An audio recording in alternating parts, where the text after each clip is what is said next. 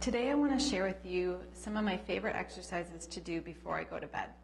So you'll need a few things for these exercises in particular.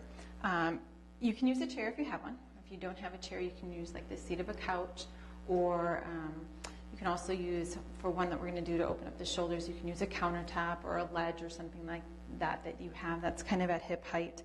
And then you're going to need something like a half dome. Now, if you don't have half domes, you can take a yoga mat and roll that up really tightly and use that as well. So here are two of my favorite stretches to do for my legs.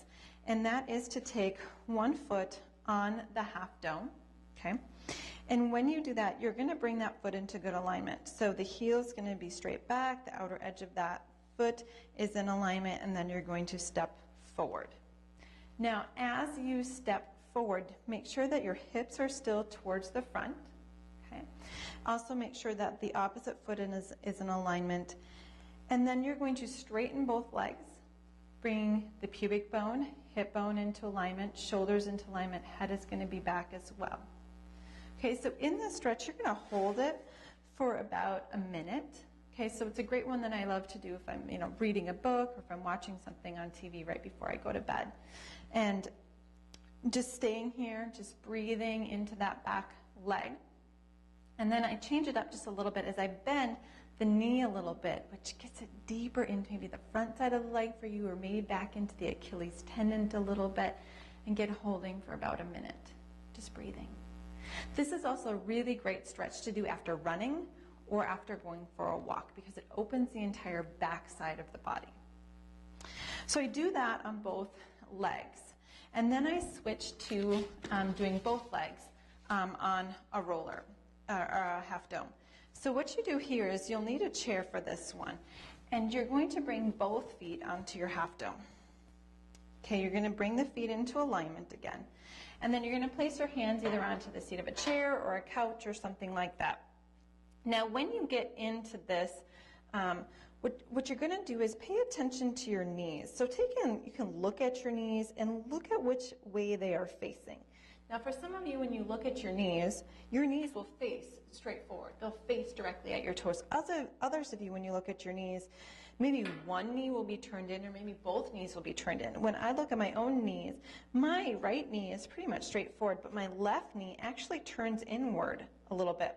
So what I'm going to do is I'm going to activate the external hip rotators, and I'm going to draw my kneecaps back a little bit, or out I should say, out a little bit, which is going to then lift my arch and maybe overcompensate, and I'm going to roll all my weight to the outer edge. That's particularly what happens in my own body when I externally rotate my knees out a little bit. So I'm going to keep my knees set now, and then I'm going to rotate my weight back evenly into my feet. Staying there, I'm just going to start to breathe now. And what I'm working towards is releasing my kneecaps so the knees aren't locked here, and then releasing my back so that I'm coming into a neutral spine. So a lot of times we really arched here, and it's beginning to let the heart melt down, and then beginning to let the lower belly melt down as well to elevate and lift the tailbone upward. Okay, so we're trying to find freedom in the tailbone here. So the tailbone's going to start to lift. And then once you get that, you're just going to hold your breathe. And this is one where you hold it for a minute or longer. And as you do that, maybe you play with it a little bit and you sway your hips slightly from side to side. Sometimes that feels really good. And you'll feel that into your IT band and the outside of the leg. And sometimes it also feels really good to lean forward a little bit. Shift your weight forward a little bit, or to sink it back a little bit. It might take it deeper into the backs of the legs.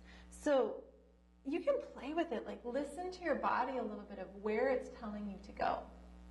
Again, this is a really great one for right before bed, right after taking a walk or going for a run, as it opens the back side of the body.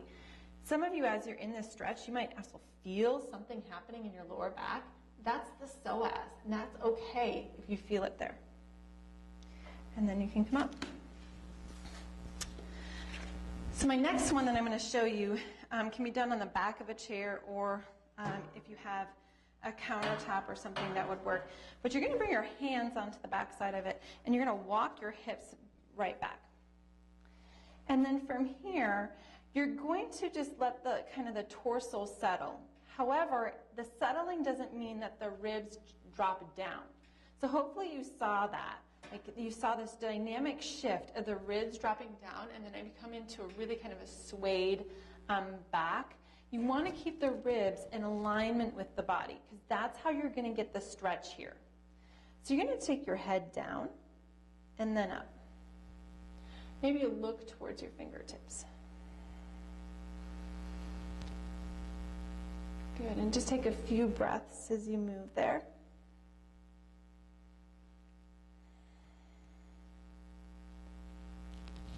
Good, one more time.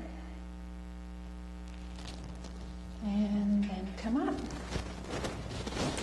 So those are kind of my go-to exercises at night right before I go to bed. They're great for opening up the front of the body, opening up the legs, and typically they allow me to sleep a lot better when I'm able to do them.